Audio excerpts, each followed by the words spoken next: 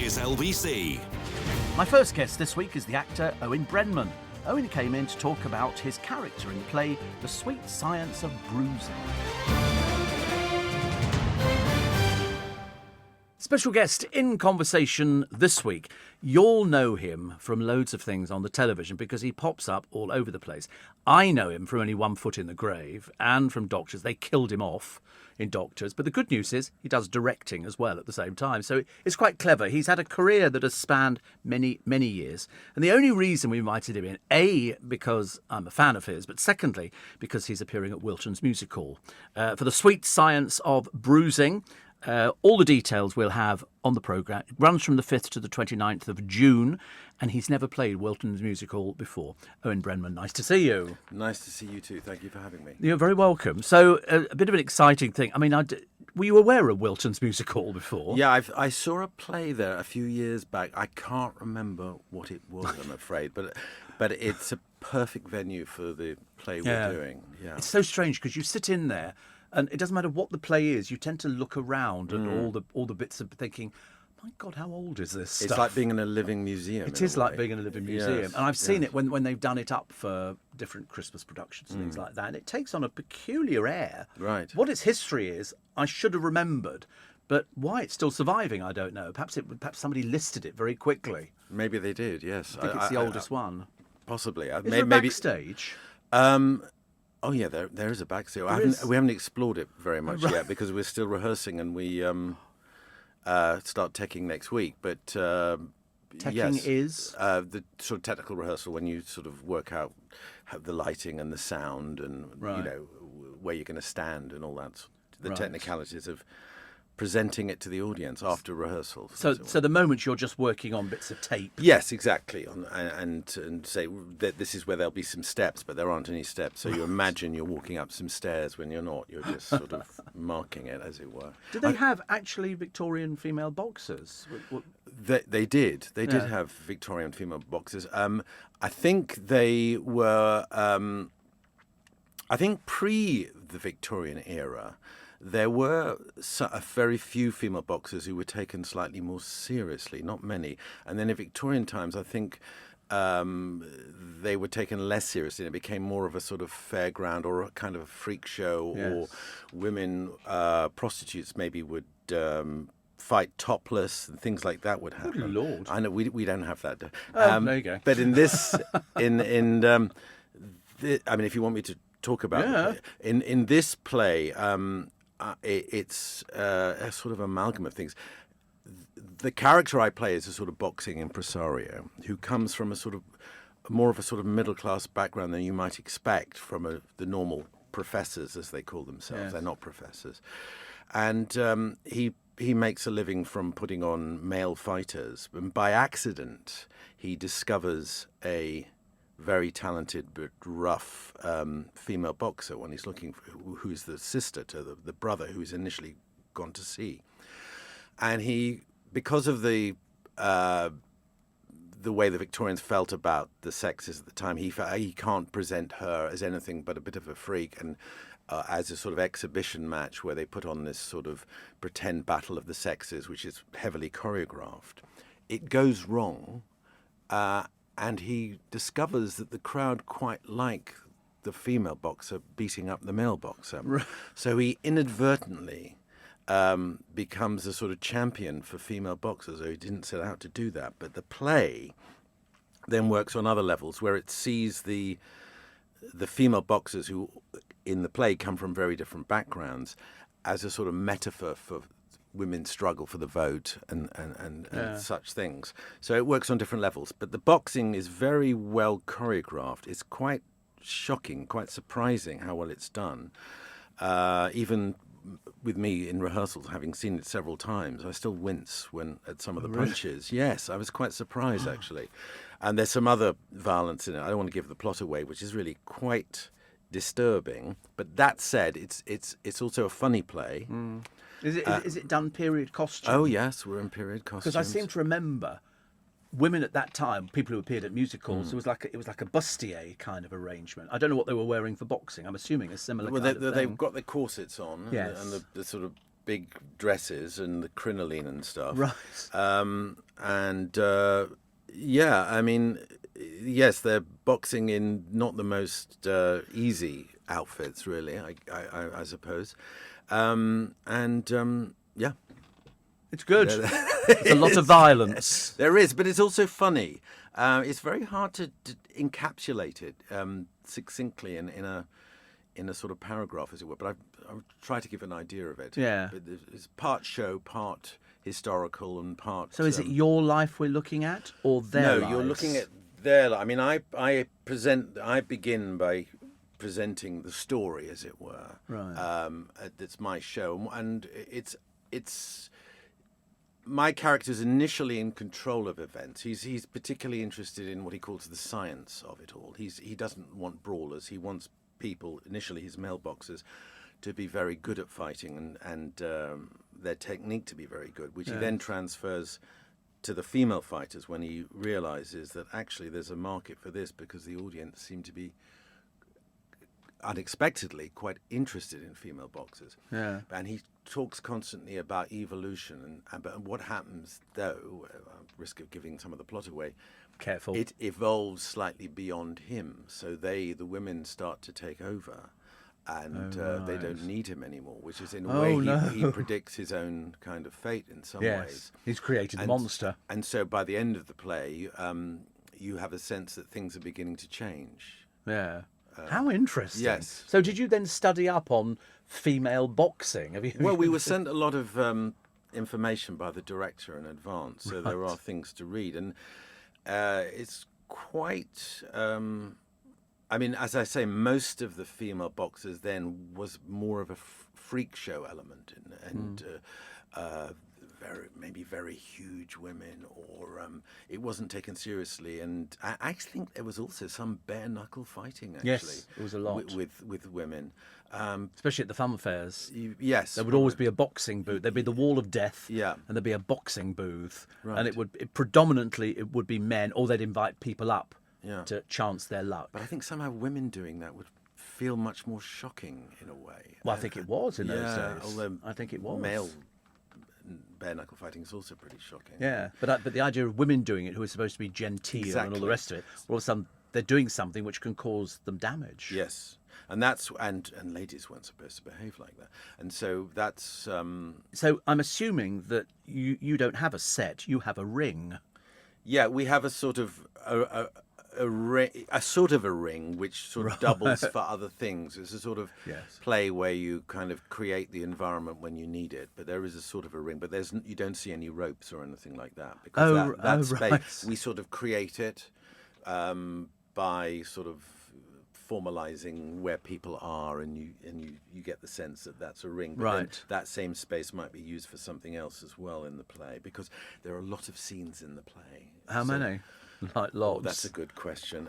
Is it something like I can't remember, 28 or what? something? I may be wrong, or I may have got that completely wrong. But there are a lot of scenes. Everybody back at Wilton's very fast going, moving. It would have to be. Well, we're not sort of pushing scenery on and off. It doesn't work like that. No, it's not that sort of place. No, actually. it's a lot's in your imagination. It is, and with the lighting and the very good music and sound effects. You get music as well. Yes, there's music. Yeah. It's not singing music. No, it's pre-recorded, sort of very atmospheric music that sets the tone. It's a full. There's quite a few of you in this cast, isn't there? 10 of us. 10. Yeah. 28 scene changes, he thinks, but we're not sure. He said he might have got that bit wrong. Get to sort of 14. They're very quick. They're very quick scene changes, which is good. So just going back, you're a Webber Douglas. Yeah, student. I did a postgrad at Webber Douglas after doing drama at university as well. Right. And did you know what you wanted to go into? You mean to be an actor? Yeah. When I was sort of 12, 13, I used to do improvisation classes up the road. It was I think my mum wanted to get me out the house on a Saturday, and I didn't want to go. But there were slightly older girls there who I found I could make laugh, and so I thought, and so I sort of did it, and then I would do plays and all that. But I never really allowed myself to take it that serious, because my father was a doctor. It was expected that I would do something proper. But when all that didn't materialise, and I thought, what do I actually enjoy doing? I wanted acting, but I wanted to go to university because, again, all my friends were going to university. Yes. So somehow doing a drama degree was a way in, and then I did a postgrad, and Wow. yeah. What do they do for postgrads? At Webber Douglas? Yeah. Well, yeah, it doesn't exist anymore. That's a very good question. Not enough, basically. Nobody knows, do they? Well, it's like they sort of condense a 2 or 3 year course into 1 year, and it doesn't quite work. Yeah, It didn't there. I think some other places maybe were possibly more successful. For me personally, I didn't find it as helpful as I hoped. Yes. Should we say? So how long did you do there? I did a year. Just there. did the It was year. a long, yeah, and it was okay. But I think probably I should have either gone somewhere else or done 2 years somewhere, just to give me a bit more of a launch, and because I kind of felt not quite prepared enough when I first started out. And so you were then on your own, Yeah. Then like everyone gets thrown out and with a certificate. which is saying you can act. about as much And use then- as a chocolate teapot. That's what was I mean, what took me ages to. I think younger actors these days seem much more worldly and prepared, because when I came out, I naively thought everyone was going to go, "Oh, thank God you're here. We've all been waiting for you." We've had to cancel 3 productions. And then suddenly you realise that nobody actually is interested at all. No. And so I think people now, though, seem to market themselves much better. Well, they seem to take people nowadays from the streets. There was a Coronation Street producer who had a habit of picking up people he saw on the street who he thought, look, they'd be right. And he Yeah. wanted that raw roughness. And he probably got that raw. And he got it because they didn't come with any airs and graces. Yes, but they might be quite limited. Maybe they Tis can true. do one thing. Maybe that's what they want. But what do they do when that's finished? Well, I don't know. Well, you managed to get some mileage out, didn't you, for goodness sake? How many years did you get out of One Foot in the Grave? 10 years. 10 with lots of years? gaps, yes. Wow. Yeah. And then 10 years Doctors? 10 years on Doctors, too, yeah. So 10 years seems to be the 10 years, the 10 sweet years is your spot. thing. The sweet spot. I'm not sure I'll be doing 10 years of The Sweet Sounds of Bruising, though. But No, who knows? definitely not at Wilton's. They have other shows that go yes. in, But it's interesting to sort of, I always wonder why people go into the business, because it's quite I often frightening. ask myself Your that same question. as well, yes. Because it is, because you must have periods you go, crazy. it's fine, it's all lovely, and all of a Yeah. sudden it finishes, and you go, wouldn't it be great if there was another job? I finished this one on Friday. I'm starting Saturday with this new one. Yeah. I think some actors are like that. They never seem to be out of work. But I have periods where I'm doing really well, and then periods when you're worrying and you're not doing so well. So And how that's do normal. you How do you cope cope with with things it? like I have a very tolerant wife. Does she work? Yeah, she's stopped working now, but she sort of worked in business, so she had like the proper job. Not that acting isn't a proper job. I can hear No, all I know my what you acting mean. friends Yes. screaming at the radio now, saying "Don't diss acting." Yeah. It's, and I think when you have a family and also things, your attitude changes. But in a way, I don't know what else I would have done. You mentioned the directing earlier on. I'd love to do more of that. But acting is sort of the day job, if that makes any sense. Although, Yes. you know what I mean. But I appreciate how difficult, because there are so many of you chasing so it's few ridiculous. jobs. It's ridiculous. How there are plenty of very good actors or fantastic who aren't, and it's like gambling, really. Yes. And you try and narrow the odds. Yes. That's what you do. Have you done pantomime? I haven't actually. Have you been offered panto? No, I haven't. I kind of think. Do you think it's demeaning? No. I said to my agent when, and she said, "Oh well, it's too late. It's too late this year." But Yeah, they book 'em in early. like 9 months ahead or something. But I'd like to give it a go. Yeah. Yeah. I mean, the character I'm playing is not pantomime, but he talks to the audience a lot, which is a bit of a pantomimic thing to do, and sort of gets them going and stuff. So I think I'd like to give that a You go. could do very well. You could be Yeah. Abernazi. You could be all sorts of things. Right. Okay. Maybe you could have a word with someone. Well, I mean, I know the people behind the Palladium pantomime, but as you say, they cast January, Yes, February, yeah. because they've got to superimpose your head on somebody else's body. Right. for the costumes, because they won't have the costumes ready for you when they do the photos. Oh, I see. So they superimpose so the maybe heads. it could be a much slimmer body. They could. Far be it from me. Listen, you're talking to the wrong person about Okay. slim bodies. But no, I think you should. I think it's very taxing for somebody to do pantomime. Lots of people do it. I think very hard work. It is very yeah, hard work but because you're quite doing fun. 2, sometimes 3 shows in a day. And I don't know if you've ever done 2 shows in a day. Well, yeah, we do on a couple of days of this. We do 2 shows. Yeah. It's quite tiring Yeah. because you have to pace yourself and do it. So you get one foot. You audition for one foot. No, well, what happened with One Foot was I don't know if you remember in the 1980s there was Alexi Sales Stuff, which was a series, Alexi Sales series, and I auditioned for that in the 80s, which was co-written by David Renwick, Who, of who course, also wrote One Foot in yes. the Grave. So I auditioned for that, and I mean, I did a lot of auditioning for that, and it went very well. And then I got offered 3 lines, and I thought, what? And then those 3 lines in that expanded into all 3 series. So I ended up being all 3 series, I think it was, of Alexis. And then he was writing One Foot in the Grave, and he offered me Nick Swaney in that, which was just the first series, and then it was, they gradually built up and was a semi-reg. All apart from Victor and Margaret, all the other characters was semi-regs. They were in about 2 out of 6 of each of the series. So I ended up being in about 15, I think. Such it a was. clever series, such clever writing. He's a very good writer. Very. And I always, I have a lot of time for writers, really. And I like it when writers are in rehearsal as well, because you can often solve problems or get an understanding of what they want out of the character that you may not initially quite tune into yourself and things like that. So I've always found writers have often sort of given me work. It seems to be certain writers seem to click with me, and so that I have a fondness for them. I think that was like John Sullivan, Right. and also the writers of the Carry On films. Yeah. They ended up writing for people they knew. Yeah, they knew what they absolutely. were capable of doing. Absolutely, So you got yes. it tailor-made. I just should like Your Invisible Mother, Oh yes. which is what was sort of almost classic The Good Life, because Margot never featured until she just was the voice from upstairs. Right. Until people started saying, what does she look like? And so they then wove her in. But we never got Your Mother, did we? No, I mean, at first I wasn't sure whether she was a figment of his imagination, but then there was one episode where there was a lot of knocking on the ceiling, which he referred to as just she must be real. But David liked the idea that it was slightly sinister, It was. Yes. and you weren't quite Twitching sure. of the curtain. Did we just see her? Yes, I don't know. And a fishing rod out of the That's right, out yeah. of the window, and so it was quite difficult to play there because he was such a sort of extreme character in his own little bubble, and yet he sort of related to people. And he reminded me a bit of a lovely English teacher I used to have, who we would all send up, but he was also very into drama. He got me writing sketches and doing stuff like that, of this very enthusiastic but slightly not connecting with people properly. And so people were slightly laughing, but were also rather affectionate towards them as well.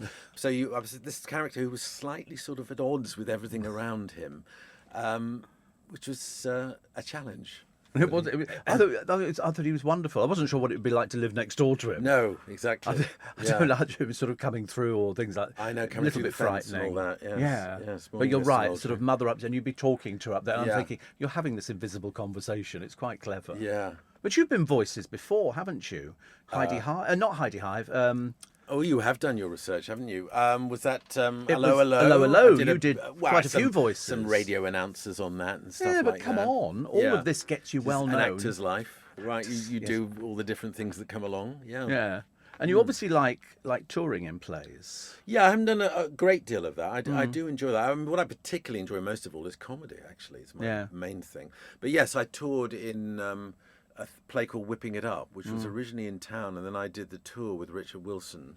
And it was I played a Tory whip in that, which was a fantastic part. Robert Bathurst originally played it in town. I didn't do the tour, so I took over for the tour, and it was a fantastic part. That was in 2008. That was, and so yeah, I like being able to not be typecast, because the danger is when you do anything like with 1 foot, I sort of thought for a while, Did you worry? I'm just going to get offered sort of idiots in tight sweaters, shouting at people or something like that. So it's sort of, you never quite know what's going to, because actors can't really plan their careers. People think they do. No, somebody's controlling you. Something comes along and you either go yes or no. Yeah. It's nice to say yes. It's funny, yes. John Inman talks about his life where he was doing sort of, because he grew up in Blackpool, he was doing all the theatres there and he used to go to all the shows and his mother hated it. And he said, and then he appeared in a film playing a daft boy.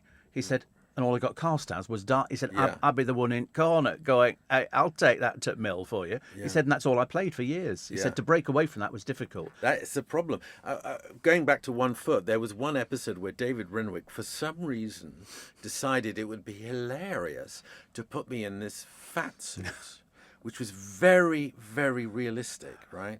It was so realistic that when I said to the warm-up comedian at the studio recording, Bobby Bragg, would you mind telling the audience afterwards that it's not real? And he didn't believe it wasn't real. I had to get him to touch the latex. And so I did that episode.